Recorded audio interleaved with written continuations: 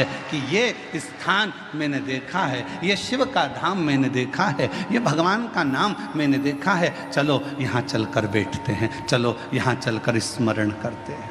चलो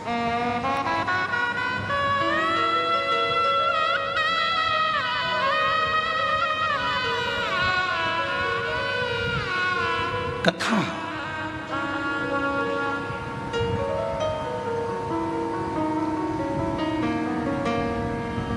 कोई तुमसे कहे कि मैंने जिंदगी में कोई गलती नहीं करी, कह देना तुम भगवान हो, तुम भगवान। और मानव अगर गलती नहीं करेगा तो गलती करेगा कौन? गलती इंसान हूं। और फिर निवेदन है मेरी जीजियों, भगवान बनने की कोशिश भी मत करना और इंसान को भगवान बनने का प्रयास भी नहीं करना चाहिए। इंसान को इंसान रहने दो, इंसान को इंसान। आज के जमाने में बहुत, कलिकाल में बहुत आडंबर हो रहा है, लोग हर इंसान को भगवान बनाए जा रहे हैं और इंसान भगवान बन बन के बैठ जाता है। लोग कहते हैं वो भगवान जैसा, वो भगवान जैसा। नहीं, इंसान को इंसान रहने दो और भगवान को भगवान रहने दो, उसको भगवान रहने दो और तुम इंसान। भगवान मत बनना।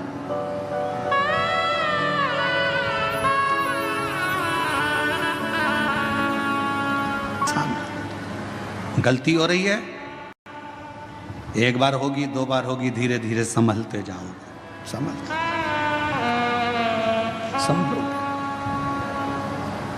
उसका काम है क्षमा करना और तुम्हारा काम है गलती करना। करो,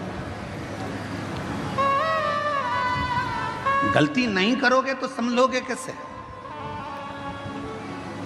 एक पिता ने अपने बेटे से कहा, मैंने तुझे फैक्ट्री का काम सौंप दिया है, मैंने तुझे ऑफिस सौंप दिया है, मैंने तुझे पूरा काम सौंप दिया है।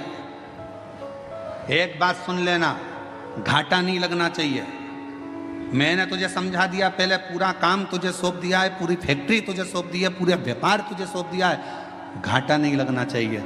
और बेटे ने काम करना चालू करा।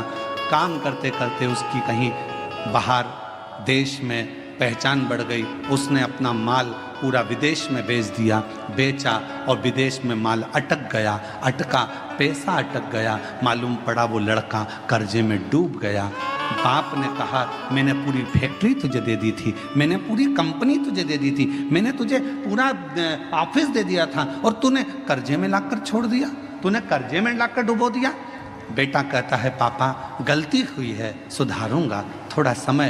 अब पिता को चाहिए कि बेटे को बल दे, कोई बात नहीं, हो गई, मेहनत करना, फिर मेहनत करना, धीरे धीरे बढ़ना, हो सकता है फिर उन्नति की सीढ़ी पर चढ़ जाए। गलती बेटे के सामने हुई, बेटे ने फिर मेहनत करी, मेहनत करते करते बेटा जितना माल गया था उससे 1000 गुने माल का फिर मालिक बनकर बैठ गया, फिर बैठा। और अब वो बेटा गलती नहीं करता, क्यों? क्योंकि पहले माल भेजने में गलती हो गई थी, पहले ऐसे गलती हो गई थी, अब नहीं होगी। किसी किसी को तो भगवान भी पृथ्वी पर जन्म देने के बाद सोचता है, इसको तो भेजना ही नहीं था तो अच्छा था।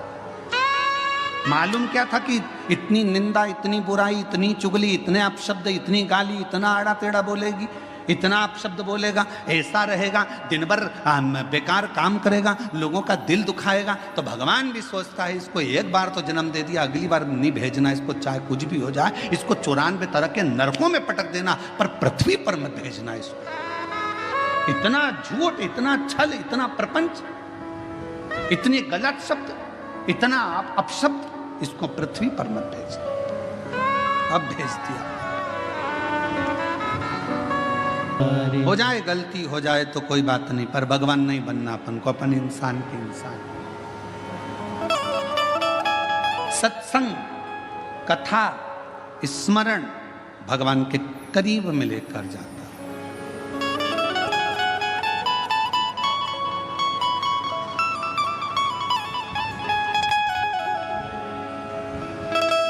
और ले गया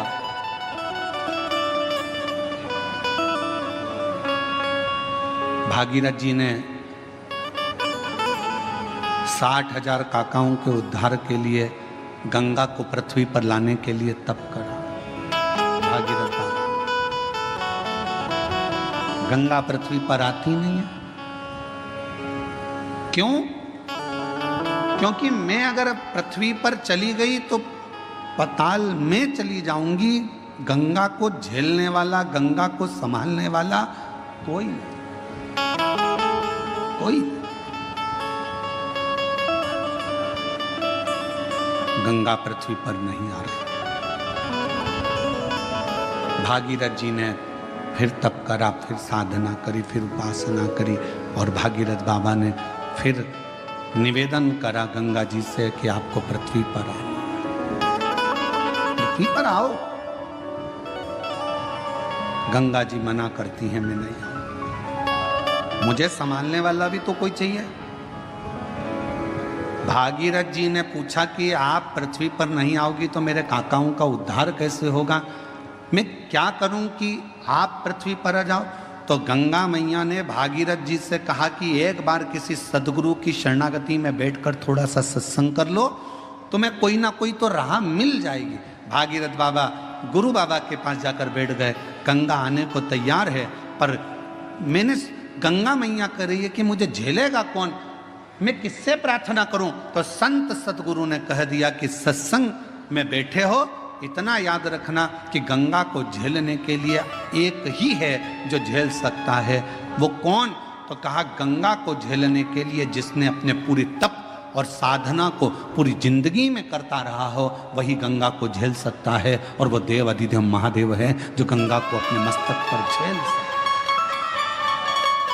इसके सिवाय कोई गंगा को झेल पाए ये किसी के बस की बात नहीं है।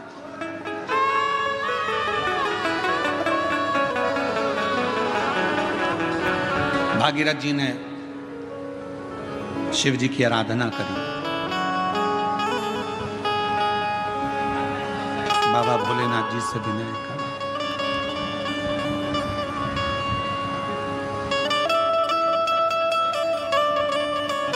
कुछ कृपा करो। भागीरथ जी ने भगवान शिव की आराधना करना प्रारंभ करी। शिव जी के लिए अखंड तप किया भागीरथ बाबा ने। ऐसी अखंड साधना करी कि भगवान शंकर का कैलाश धाम हिल जाए, पर शिव का कैलाश नहीं हिला।